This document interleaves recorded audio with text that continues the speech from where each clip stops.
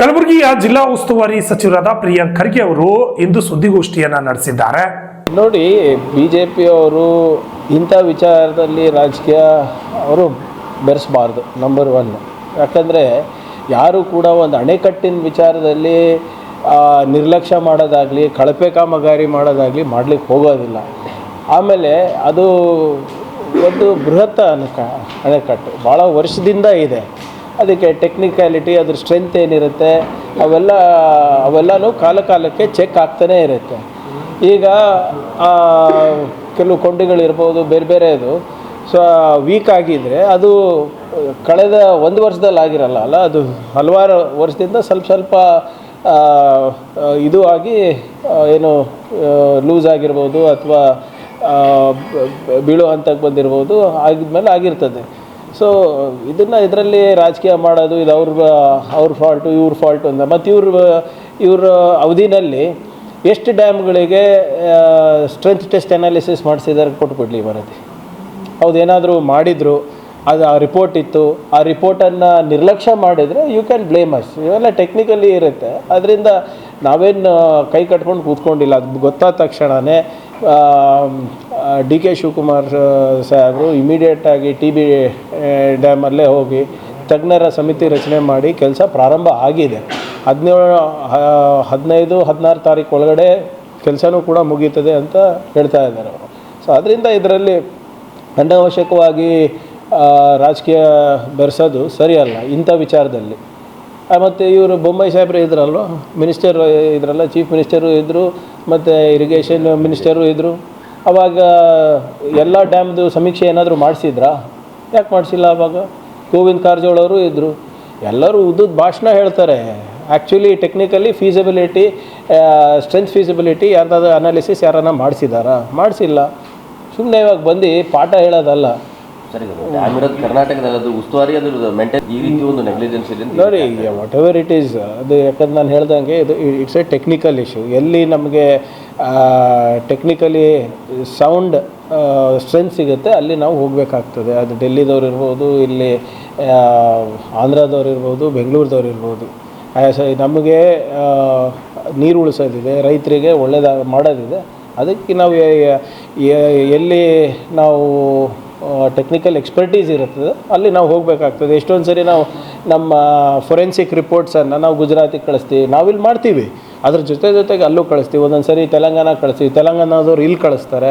So ಹಾಗಾಗಿ ಎಲ್ಲಿ expertise ಇರ್ತದೆ ಅಲ್ಲಿಂದ ಎಲ್ಲಿ ಬೇಗ ಕೆಲಸ ಆಗುತ್ತೆ, ಸುಭದ್ರವಾಗಿ ಕೆಲಸ ಆಗುತ್ತೆ, ಅದನ್ನು ನಾವು ಮಾಡ್ಕೊಂಡು ನಮ್ಮ ಜವಾಬ್ದಾರಿ ಆಗುತ್ತೆ. ನನಗೇನು ಸಂಪೂರ್ಣವಾದಂಥ ಐಡಿಯಾ ಮಾಹಿತಿ ಇಲ್ಲ. ಆದರೆ ಈಗಾಗಲೇ ಇನ್ನೂ 3 ಫೀಟ್ ಏನೋ ನಿನ್ನೆ ಕಮ್ಮಿ ಆಗಿದೆ ಅಂತ. ಬಟ್ ರೈತರಿಗೆ ಈ ಬಾರಿ ಒಂದು ಮೊದಲೇ ಬೆಳೆಗೆ ಏನು ತೊಂದರೆ ಆಗೋದಿಲ್ಲ ಅಂತ ಭಾಳ ಸ್ಪಷ್ಟವಾಗಿ ಕೃಷಿ ಸಚಿವರು ಮತ್ತು ಇರಿಗೇಷನ್ ಮಿನಿಸ್ಟರ್ ಅವ್ರು ಹೇಳಿದ್ದಾರೆ. ಅದರ ಜೊತೆಗೆ 2ನೇ ಬೆಳೆಗೂ ಕೂಡ ಏನು ಮಳೆ ಏನು ತೊಂದರೆ ಇಲ್ಲ ಅಂತ ಕೂಡ ಮಿಟಿಯೋರಾಲಜಿ ಡಿಪಾರ್ಟ್ಮೆಂಟ್ ಹೇಳಿದೆ. ಸಮಾನಾಂತರ ಜಲಾಶಯ ನಿರ್ಮಾಣ ಮಾಡಬೇಕು ಅನ್ನೋದು ಆ ಭಾಗದ ರೈತರ ಒತ್ತಾಯ.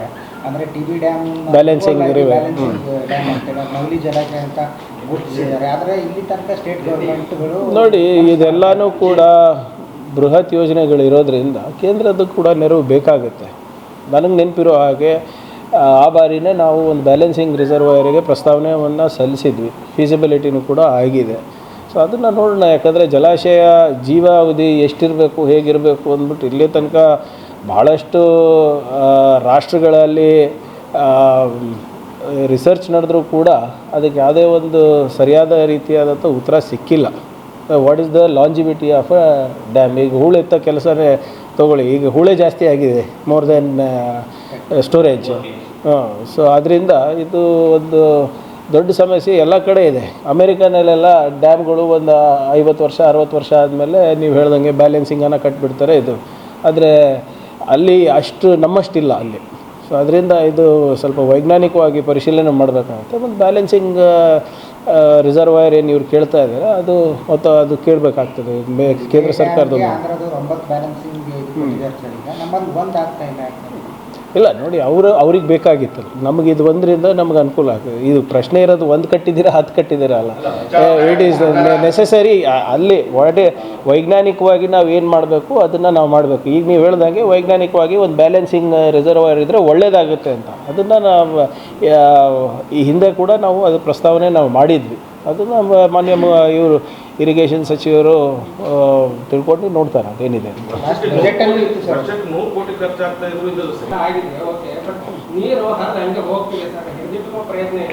ಇಲ್ಲ, ಎಷ್ಟು ಕೆಪಾಸಿಟಿ ಇರುತ್ತೆ ಅಷ್ಟೇ ಇರ್ತದೆ. ಇಲ್ಲ ಸಿ ನಾವು ಹಿಡಿದು ಇಟ್ಕೊಳೋದಂತಲ್ಲ ನೋಡಿ. ಇದನ್ನು ನಾವು ಬರೀ ವಾಸ್ತವದಲ್ಲಿ ಏನಿದೆ ಅಂತ ನಾವು ನೋಡ್ಕೊಂಡು ಮಾಡೋಕ್ಕಾಗಲ್ಲ. ಮುಂದೆ ಏನಾಗುತ್ತೆ ಅಂತ ಕೂಡ ನೋಡ್ಕೊಂಡು ಮಾಡಬೇಕಾಗ್ತದೆ ಅದು. ಸೊ ನಮ್ಮದು inflow, expected inflow and outflow capacity ನೋಡ್ಕೊಂಡು ಮಾಡಬೇಕಾಗ್ತದೆ. ಮಳೆ ಏಕಾಏಕಿ ನಾವು ಬ್ರಿಮ್ಮಿಗೆ ತಂದುಬಿಟ್ಟು ನಾವು ಬಿಟ್ಬಿಟ್ರೆ ಆಮೇಲೆ ನಮ್ಮ ಮುಂದೆ ಏನಾದರೂ ಒಂದು 6 ತಾಸು ಅಕಾಲಿಕವಾಗಿ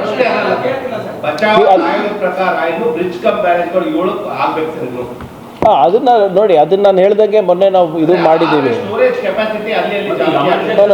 ಅದನ್ನು ನಾವು ಆಗಲೇ ಅದು ಈ ಸರಿ ಹೋದ ಬಾರಿನೇ ನಾವು ಅನುಷ್ಠಾನಕ್ಕೆ ತರಬೇಕು ಅಂದ್ಬಿಟ್ಟು ನಾನು ಒಂದು ಪಟ್ಟಿ ಕೊಟ್ಟಿದ್ದೆ. ಅದು ಮಾನ್ಯ ಮುಖ್ಯಮಂತ್ರಿಗಳು ಪರಿಶೀಲನೆ ಮಾಡಿಬಿಟ್ಟು ನಾವು ಹೇಳ್ತೀವಿ ಅಂತ ಹೇಳಿದ್ದಾರೆ.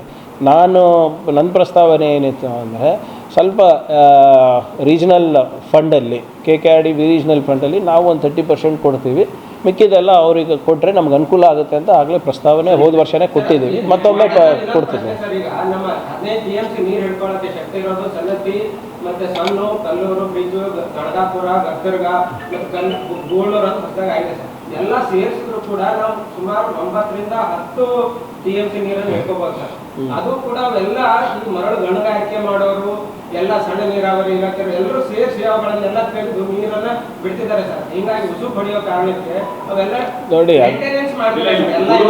ಲೋಕಲ್ ಇಶ್ಯೂಸ್ ಇದೆ, ನಾನು ಒಪ್ತೀನಿ, ಇನ್ಕ್ಲೂಡಿಂಗ್ ಸ್ಯಾಂಡ್ ಮೈನಿಂಗ್. ಅದಕ್ಕೆ ನಾವು ಮೊನ್ನೆ ಅಫ್ಜಲ್ಪುರ್ನಲ್ಲಿ ಕ್ರಮ ತೊಗೊಂಡಾಗ ಎಲ್ಲ ಸ್ವಲ್ಪ ಕಮ್ಮಿ ಅಲ್ಲಿ ಇರ್ಬೋದು, ಚಿತ್ತಾಪುರ ಇರ್ಬೋದು, ಸೇಡಮ್ ಇರ್ಬೋದು. ಇಲ್ಲಿ ಈಗ ನೀವು 6 ತಿಂಗಳಿಗೆ ಈ ಎಲೆಕ್ಷನ್ ಆದಮೇಲೆ ಸ್ವಲ್ಪ ಎಲೆಕ್ಷನ್ ಟೈಮ್ನಲ್ಲಿ ಸ್ವಲ್ಪ ನೀವು ಹೇಳ್ದಂಗೆ ಢೀಲಾ ಆಗಿಬಿಟ್ಟಿತ್ತು, ಏನೋ ನಿಮ್ಮ ಸಿಬ್ಬಂದಿಗಳಿಂದ ಎಲ್ಲರೂ ಇದರಲ್ಲಿರೋದ್ರಿಂದ. ಈಗ ಮತ್ತೊಮ್ಮೆ ನಾವು ಟೈಟ್ ಮಾಡಿದ್ದೀವಿ. ಯಾವುದೂ ಆಗಲಾದಾಗ ನೋಡ್ತೀವಿ.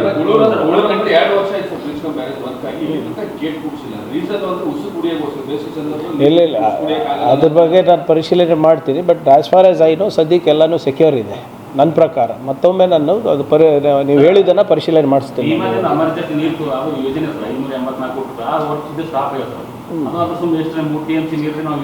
ಈಗ ಮೊನ್ನೆ DK ಶಿವಕುಮಾರ್ ಸಾಹೇಬರು KBJNLದು KNNLದು ಮೀಟಿಂಗ್ ತೊಗೊಂಡಿದ್ದಾರೆ. ಅದರಲ್ಲಿ ಇದನ್ನು ಪ್ರಸ್ತಾಪ ಆಗಿದೆ. ಸಾಹೇಬ್ರೇ ಬರ್ತೀನಿ ಅಂತ ಹೇಳಿದ್ದಾರೆ, ಅಂದರೆ ಅವರು ಒಂದು ತಂಡ ಕಳಿಸ್ತೀನಿ ಅಂತ ಹೇಳಿದರು. ಸೊ ಬಹುಶಃ ಅವರಿಗೆ ನಾವು ಆಗಸ್ಟ್ 20 ಆದಮೇಲೆ ನಾನು ಬರೋಕ್ಕೆ ಹೇಳಿದ್ದೆ. ಇದು ನಾನು ಅವ್ರಿಗೆ ಕರ್ಸ್ಕೊಂಡು ಇದು ನೋಡ್ತೀನಂತೆ ವಾಟ್ ಸ್ಟೇಜ್ ಇಟ್ ಇಸ್ ಅಂದ್ಬಿಟ್ಟು. ಸರ್, ಮುಲ್ಲಾಮರಿ ಡ್ಯಾಮಲ್ಲಿ ಒಂದು ನಿರ್ವಹಣೆ ಮಾಡಿದ್ರೆ ಸರ್, ಅದರ ಕೆಳಗಡೆ ಸ್ಲ್ಯಾಬ್ ಹಾಕಿ ಏನೋ ಒಂದು ಡೆವಲಪ್ಮೆಂಟ್ ಮಾಡಿದ್ರೆ 160 ಕೋಟಿ ರೂಪಾಯಿ ಹಾಕಿದ 6 ತಿಂಗಳಿಗೆ ಕಿತ್ಕೊಂಡು ಹೋಗ್ಬಿಟ್ಟಿದೆ ಸರ್. ನೀವು ನನ್ನ ಪತ್ರ ಓದಿಲ್ಲ ಅನ್ಸುತ್ತೆ. ಹೋದ 2 ತಿಂಗಳ ಹಿಂದೆ ಇದು. No we will do it. ಅದೇನು ವಿ ವಿಲ್ ಡೂ ಇಟ್ ಅಂದರೆ ತನಿಖೆ ಆಗಬೇಕಾಗಿದೆ. ಅದಾಗಲೇ ನಾವು ಹೇಳಿದ್ದೀವಿ. ಒಬ್ಬರು ರಿಟೈರ್ಡ್ ಜಡ್ಜಿಗೆ ಕೂಡ ಅವ್ರು ನೇಮಿಸಿದ್ರು, ಅವರು ಕೂಡ ರೆಕ್ಯೂಸ್ ಮಾಡ್ಕೊಂಡಿದ್ದಾರೆ. ನಾನು ಬರ್ಲಿಕ್ಕಾಗ 1 ತಿಂಗಳಾದಮೇಲೆ. ತನಿಖೆ ಆಗಬೇಕಿದೆ ಅಂತಿದ್ದೀರಿ, ಬಟ್ ಆ ತನಿಖೆ ಎಲ್ಲಿಗೆ ಬಂತು, ಪ್ರೊಸೆಸ್ ಏನಿದೆ, ಯಾವ್ದ್ರದ್ದು ಅಂತ ಹೇಳಿದ್ರೆ ಹೇಳ್ಬೋದು. ಯಾವ್ದ್ರದ್ದು ಇಲ್ಲಿ ಮುಲ್ಲಮಾರಿದು ಇನ್ನೂ ಅಪಾಯಿಂಟ್ ಆಗಿಲ್ಲ ಅಂತ ಹೇಳ್ತಾ ಇದ್ದೀನಲ್ಲ. ಮುಲ್ಲಮಾರಿದು ಅಪಾಯಿಂಟ್ ಆಗಿಲ್ಲ ಅಂತ ಹೇಳ್ತಾ ಇದ್ದೀನಿ. ನಾನು ಎಲ್ಲ ಹೇಳಿದೆ ಸರ್, ಏನಂತ ಹೇಳ್ಬೇಕು ನೀವು ಕೇಳಿ, ನೀವು ರಿವೈಂಡ್ ಮಾಡಿ ಕೇಳ್ರಿ ನಾ ಏನು ಹೇಳಿ. KKRD ನಾನು ಅದೇ ಹೇಳಿದ್ದೀನಲ್ಲ. KKRD ಹೇಳಿ. ಈಗ IAS ರಮಣ್ ರೆಡ್ಡಿ ಅವರು ಇನ್ವೆಸ್ಟಿಗೇಷನ್ ಮಾಡಿದರು, ಪ್ರಿಲಿಮಿನರಿಯಾಗಿ ಸಾಬೀತಾಗಿದೆ. ಅವರು ರಿಟೈರ್ ಆದರು. ಅದಾದಮೇಲೆ ನಾವು ಏನೋ 2/3 ಅದು 40% ಸರ್ಕಾರದ ಜಡ್ಜಿಗೆ ಕೊಡಬೇಕಾ ಅಥವಾ ನಾವು ಇನ್ನೊಂದು ನಿವೃತ್ತ IAS ಆಫೀಸರಿಗೆ ಕೊಡಬೇಕಾ ಅಂತ ತೀರ್ಮಾನ. ಅಲ್ಲಿ ಕೆಲಸ ಜಾಸ್ತಿ ಆಗಿರೋದ್ರಿಂದ ನಾವು ಇಲ್ಲಿ 2 IAS ಆಫೀಸರ್ಸಿಗೆ ಕೊಟ್ಟಿದ್ವಿ, ನಿವೃತ್ತ IAS ಆಫೀಸರ್ಸಿಗೆ. ಅವರು 2 ಒಪ್ಕೊಂಡು ಮತ್ತು 1 ತಿಂಗಳಾದಮೇಲೆ ಒಬ್ಬರದವ್ರ ತಾಯಿಯವ್ರದ್ದೇನೋ ಇಲ್ಲಿ ಹೇಳ್ತಾ ಅಂದ್ಬಿಟ್ಟು ಲಿಖಿತ ಮೂಲಕ ಮಾಡೋಕ್ಕಾಗಲ್ಲ ಅಂದರು. ಇದಾದಮೇಲೆ ಮತ್ತೊಬ್ರಿಗೆ ಕೊಟ್ಟು ಅವರು 2 ತಿಂಗಳಾದಮೇಲೆ ಮಾಡಲಿಕ್ಕಾಗಲ್ಲ ಅಂತ ರೆಕ್ಯೂಸ್ ಮಾಡಿಕೊಂಡ್ರು. ಈಗ ಸಿಟ್ಟಿಂಗ್ IAS ಆಫೀಸರ್ ಕಡೆಯಿಂದ ಮಾಡಿಸ್ಬೇಕು ಅಂತ ಮೊನ್ನೆ ತೀರ್ಮಾನ ಆಗಿದೆ. ಆದರೆ ಪ್ರಿಲಿಮಿನರಿ ಬಂದಿದೆ ಅಂತಲೇ ಹೇಳಿದ್ದಾರೆ. ಸರಿ, ಡಿಆರ್ ಪರೀಕ್ಷೆಯಲ್ಲಿ ಮೌಲ್ಯಮಾಪನ ಕುಲಸಚಿವರು ವಿರುದ್ಧ ಎಫ್ಐಆರ್ ಆಗಿದೆ ಸರ್. ಆಮೇಲೆ ಎಂಟೈರ್ ಮೂಡ ಪ್ರಕರಣ ಇದು ರಾಜಕೀಯ ದುರುದ್ದೇಶದಿಂದ ಮಾಡ್ತಾ ಇದ್ದಾರೆ ಅಂತ ಭಾಳ ಎದ್ದು ಕಾಣ್ತಾ ಇದೆ. ರಾಜ್ಯಪಾಲರ ಕಚೇರಿ ಇವತ್ತು BJP ಅವರ ಪ್ರಾದೇಶಿಕ ಕಚೇರಿಯಾಗಿ ಉಪಯೋಗ ಮಾಡ್ತಾ ಇದ್ದಾರೆ. ಇವತ್ತು ಇದೇನು ಹೊಸದಲ್ಲ. ಎಲ್ಲೆಲ್ಲಿ BJP ನಾಯಕತ್ವ ಅಸಮರ್ಥ ಇದೆ ಅಲ್ಲಿ ಗವರ್ನರ್ ಆಫೀಸು BJP ಆಫೀಸ್ ಆಗ್ತಾಯಿದೆ. ಕೇರಳ ತಗೊಳ್ಳಿ, ವೆಸ್ಟ್ ಬೆಂಗಾಲ್ ತಗೊಳ್ಳಿ, ತಮಿಳ್ನಾಡು ತಗೊಳ್ಳಿ, ಮಹಾರಾಷ್ಟ್ರ ತಗೊಳ್ಳಿ, ಕರ್ನಾಟಕ ತಗೊಳ್ಳಿ, ಇಲ್ಲೆಲ್ಲನೂ ಕೂಡ ಆ ಸಂವಿಧಾನದ ಹುದ್ದೆಯನ್ನು ದುರುಪಯೋಗ ಮಾಡಿಕೊಂಡು ಏನೋ ಕಾನೂನಾತ್ಮಕವಾಗಿ ಕರೆಕ್ಟ್ ಇದ್ದಂಗೆ ಬಿಂಬಿಸ್ಬಿಟ್ಟು ಇವತ್ತು ರಾಜಕೀಯ ಮಾಡ್ತಾಯಿದ್ದಾರೆ. ಇವತ್ತು ಕೇಂದ್ರ ಸರ್ಕಾರದವರು, ಮೋದಿಯವರು ಮತ್ತು ಶಾ ಅವರು, ನನ್ನ ನೇರ ಆರೋಪ ಇದೆ ಇದು. ನೀವು ಬೇಕಾದರೆ ನೀವು ತಮಿಳ್ನಾಡುದು ತೆಗೆದು ನೋಡಿ ಹೇಗೆ ರಾಜ್ಯಪಾಲರ ಭಾಷಣದಿಂದ ವಾಕೌಟ್ ಮಾಡಿರೋದೆಲ್ಲ ನಾ ಕೇಳಿದ್ದೀರಾ? ಕೇರಳನಲ್ಲಿ ಸರ್ಕಾರದ ವಿರುದ್ಧ ಒಬ್ಬ ರಾಜ್ಯಪಾಲರು ಧರಣಿ ಕೊಡೋದು ಕೇಳಿದ್ದೀರಾ? ಬೆಳಿಗ್ಗೆ 5 ಗಂಟೆ ಬೆಳಗಿನ ಜಾವಕ್ಕೆ ಅಧಿಕಾರ ಏನು ನಿಮ್ಮದು ಪ್ರಮಾಣ ವಚನ ಸ್ವೀಕಾರ ಮಾಡಿದ ಯಾವತ್ತನ ಕೇಳಿದ್ದೀರಾ? ಮಹಾರಾಷ್ಟ್ರದಲ್ಲಿ ಆಗಿಲ್ವ? ಇವೆಲ್ಲ ಉದಾಹರಣೆಗಳಿದೆ. ವೆಸ್ಟ್ ಬೆಂಗಾಲ್ನಲ್ಲಿ ಕೇಸ್ ರಿಜಿಸ್ಟರ್ ಮಾಡೋಕ್ಕೆ ಇವ್ರು ಫೋನ್ ಮಾಡ್ತಾರೆ, ಗವರ್ನರ್ ಅವರು, ಅಗೇನ್ಸ್ಟ್ ಸಿಟ್ಟಿಂಗ್ ಚೀಫ್ ಮಿನಿಸ್ಟರ್. ಆಮೇಲೆ ನೋಡಿ, ಇದು ಸಿಂಪಲ್ ಇದೆ ಸರ್, ಸ್ವಲ್ಪ ದಯವಿಟ್ಟು ನನಗೆ 1 ನಿಮಿಷ ಕೊಡಿ. ಜುಲೈ 5ನೇ ತಾರೀಕು ಗವರ್ನರ್ ಅವರು CMಗೆ ಸರ್ಕಾರಕ್ಕೆ ಪತ್ರ ಬರ್ತಾರೆ. ನೋಡಿ, ಮಾಧ್ಯಮದಲ್ಲಿ ಇದೇನೋ 4,000 ಕೋಟಿ ರೂಪಾಯಿ ಹಗರಣ ಇದೆ ಅಂತ ಬರ್ತಾ ಇದೆ, ಏನಿದು ಅಂತ ಪರಿಶೀಲನೆ ಮಾಡಿ ಅಂತ. ಅದಾದಮೇಲೆ 15ನೇ ತಾರೀಕು ಮತ್ತೊಂದು ಲೆಟ್ರ್ ಬರುತ್ತೆ.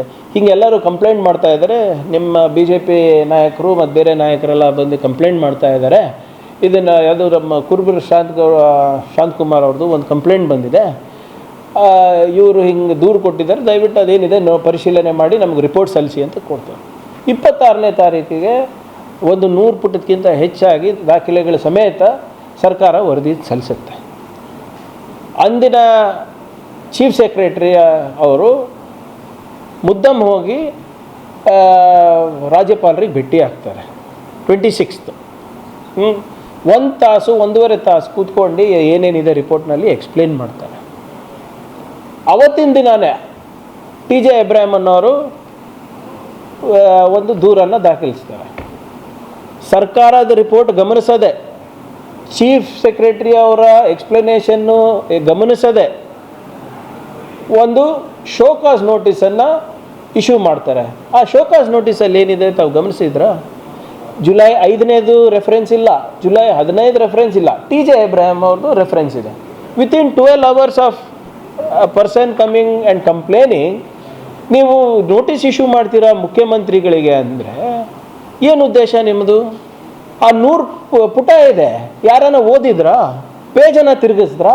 ಪೇಜ್ ತಿರುಗಿಸ್ಕಿಂತ ಮುಂಚೆನೇ ನೀವು ನೋಟಿಸ್ ಕೊಟ್ಟಿದ್ದೀರಾ ಅಂದರೆ ಈ ಸ್ಕ್ರಿಪ್ಟ್ ಯಾರು ಕೊಡ್ತಾ ಇದ್ದಾರೆ ನಿಮಗೆ? ಎಲ್ಲಿಂದ ಬರ್ತಾ ಇದೆ? ಸಿಂಪಲ್ ಕ್ವೆಶ್ಚನ್ ಅಲ್ವಾ? ಅದು ಆಗಿದೆಯೋ ಬಿಟ್ಟಿದೆಯೋ? ನೀವು ಎಕ್ಸ್ಪ್ಲನೇಷನ್ ಕೇಳಿದ್ದೀರಾ, ಎಕ್ಸ್ಪ್ಲನೇಷನ್ ಕೊಟ್ಟಿದ್ದೀವಿ, ಎಕ್ಸ್ಪ್ಲನೇಷನ್ ಸರಿ ಇಲ್ಲ, ನೀವು ಇನ್ನೂ ಹೆಚ್ಚು ದಾಖಲೆಗಳು ಕೊಡಿ, ಇಲ್ಲ ನಿಮ್ಮದು ಎಕ್ಸ್ಪ್ಲನೇಷನ್ ಸ್ಯಾಟಿಸ್ಫ್ಯಾಕ್ಟ್ರಿ ಇಲ್ಲ, ಅದಕ್ಕೆ ನಾವು ನೋಟಿಸ್ ಇಶ್ಯೂ ಮಾಡ್ತಾಯಿದ್ರು, ಅದೇನೋ ಬೇರೆ ವಿಷಯ ಆಗ್ತಾಯಿತ್ತು. ನೀವು ಆ ಕಂಪ್ಲೇನೆಂಟ್ ಹೆಸರಲ್ಲಿ which you have received not even 10 hours back, ಅವ್ರ ಹೆಸರಲ್ಲಿ ನೀವು ಮುಖ್ಯಮಂತ್ರಿಗಳಿಗೆ ಶೋಕಾಸ್ ನೋಟಿಸ್ ಕೊಡ್ತಾ ಇದ್ದೀರಾ ಅಂದರೆ ನಿಮ್ಮ ಇಂಟೆನ್ಷನ್ ಏನು? ಅದು ಯಾರೇ ಇರ್ಬೋದು, ನಿಮಗೆಲ್ಲ ಗೊತ್ತಿದೆ, ಮಾಹಿತಿ ಇದೆ. ಆ ಕಂಪ್ಲೇಂಟ್ ಕೆಲಸನೇ ಅದು. ಇಲ್ಲೇ ನಿಮ್ಮ ಆಳಂದ್ ಬಸ್ ಸ್ಟ್ಯಾಂಡ್ ಇದು ಮಿನಿ ವಿಧಾನಸೌಧ ವಿಚಾರದಲ್ಲಿ ಸುಪ್ರೀಂ ಕೋರ್ಟು ಛೀಮಾರಿ ಹಾಕಿದ್ದು 25 ಲಕ್ಷ ರೂಪಾಯಿ ಫ್ರಿವಿಲಸ್ ಪೆಟಿಷನ್ಗಳು ತರ್ತಾ ಇದೆಯಾ, RTI ಮಿಸ್ಯೂಸ್ ಮಾಡ್ತಾ ಇದ್ದೀರಾ, ಹಂಗಿಂಗಂತ. ಹೌದಾ ಇಲ್ಲ? ಸೊ ಅಂಥವ್ರ ಮೇಲೆ ನಂಬಿಕೆ ಇಟ್ಕೊಂಡು ನೀವು ಮಾಡ್ತಾ ಇದ್ದೀರಿ ಅಂದರೆ it is very clear. Directions ಬಂದಿದೆ ಮೇಲಿಂದ, ತೊಂದರೆ ಕೊಡಬೇಕು. CBI ಆಯಿತು, IT ಆಯಿತು, ED ಆಯಿತು, ವಾಲ್ಮೀಕಿ ಇದು ವಿಚಾರಣೆಯಲ್ಲಿ ಒಬ್ಬ ಸರ್ಕಾರಿ ಅಧಿಕಾರಿಗೆ EDದವರು ಅಂಜಿಸ್ತಾ ಇದ್ದಾರೆ. ಮುಖ್ಯಮಂತ್ರಿಗಳ ಹೆಸರು ಹೇಳಿ, ಉಪಮುಖ್ಯಮಂತ್ರಿಗಳ ಹೆಸರು ಹೇಳಿ, ನಾಗೇಂದ್ರ ಅವ್ರ ಹೆಸರು ಹೇಳಿ, very clearly they trying this.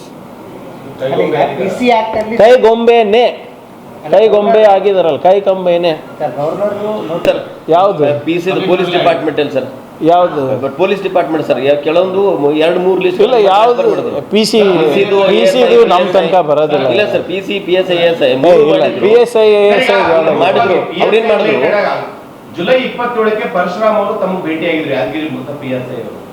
Date ಗೊತ್ತಿಲ್ಲ. ಇಲ್ಲ ಇದ್ರಲ್ಲ, ನೀವು ಇದ್ರಲ್ಲ ಅವತ್ತು. ಭೇಟಿಯಾದಾಗ ಏನ್ ಹೇಳಿದ್ರು, ಯಾವ ಸಂಬಂಧ? ಇಲ್ಲ, ಅವರು ನಮಗೆ ಇಲ್ಲ ಕಲಬುರಗಿನಲ್ಲಿ ಅಕಾಮಿಡೇಟ್ ಮಾಡ್ಬೋದಾ ಅಥವಾ ಅಲ್ಲಿ ಯಾದಗಿರಿನಲ್ಲಿ ಕಂಟಿನ್ಯೂ ಮಾಡ್ಬೋದಾ ಅಂತ ಮನವಿ ಮಾಡ್ಕೊಂಡಿದ್ರು. ಅದನ್ನೇ ನಾವು ಗೊತ್ತಿಲ್ಲಪ್ಪ, ನಾನು ತಿಳ್ಕೊತೀನಿ ಅಂತ ನಾನು ಹೇಳಿದೆ. ಹಂಗೇನಾದರೂ ಸಮಸ್ಯೆ ಅಲ್ಲಿ ಯಾದಗಿರಿಯಲ್ಲಿ ಆಗಿಲ್ಲ ಅಂದರೆ ಇಲ್ಲಿ ಬನ್ನಿ, ಇಲ್ಲೂ ನಮಗೂ ಬೇಕಾಗಿದೆ ಅಂತ ನಾವು ಹೇಳಿದ್ವಿ. ಅವ್ರು 2 ದಿನ ನನ್ನ ಮನೆಯವ್ರಿಗೆ ಮಾತಾಡ್ಕೊಂಡು ಹೇಳ್ತೀನಿ ಸರ್ ಅಂತ. ಯಾಕಂದರೆ ಅಲ್ಲೇನೋ ಆಗಲೇ ಸ್ಕೂಲಿಗೇನೋ ಹಾಕಿದ್ರು ಅನಿಸುತ್ತೆ. ಅಲ್ಲಿಂದ ಮತ್ತು ಕಲಬುರಗಿ ಶಿಫ್ಟ್ ಆಗೋಕ್ಕಷ್ಟು ನಾವು ಹೇಳಿದೆ, ಏನಾದರೂ ಅಕಾಮಿಡೇಟ್ ಆಗಬೇಕು, ಎಕ್ಸಿಕ್ಯೂಟಿವ್ ನಾನ್ ಎಕ್ಸಿಕ್ಯೂಟಿವ್ ಇದೆ, ನೋಡಿ ಬನ್ನಿ ಅಂತ ನಾವು ಹೇಳಿದ್ವಿ. ಶಾಸಕರಿಗೆ ಕರೆ ಮಾಡಿದ್ರು. ಯಾವುದು? ಶಾಸಕರಿಗೆ ಕರೆ ಕೂಡ ಮಾಡಿದ್ರು ಚೆನ್ನಾಗಿ. ಯಾರು?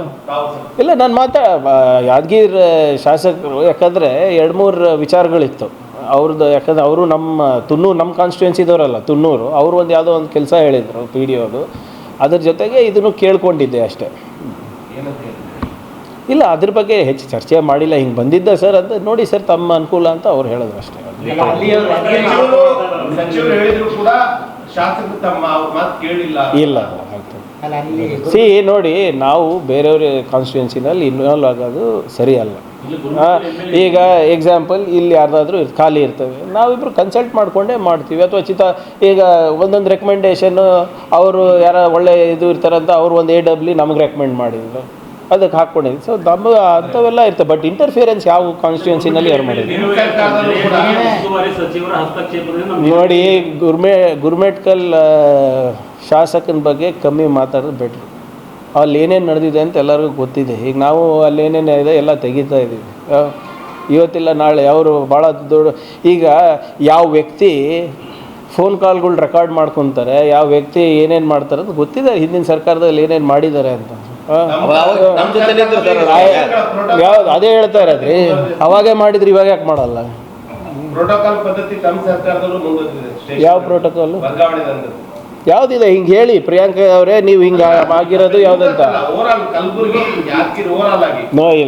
ನೋಡಿ, ವರ್ಗಾವಣೆ ದಂಧೆ ನೀವು ಹೇಳಿದ್ರಲ್ಲ. ಈಗ ತಾವು ಹೇಳಿದ್ರಿ ಏನು, ಒಂದು PSI ಹಿಂಗೆ ಹಾಕಿದ್ವಿ, ಮತ್ತು ಹಿಂಗೆ ಚೇಂಜ್ ಆಯಿತು, ASI ಹಿಂಗೆ ಹಾಕಿದ್ವಿ. ಯಾವ್ದು ಒಂದು ಉದಾಹರಣೆ ಕೊಟ್ಬಿಡ್ರಿ ನಾವು. ಯಾಕಂದರೆ ಒಂದು ನಿಮಿಷ ಹಿಯರ್ ಮಿ ಔಟ್.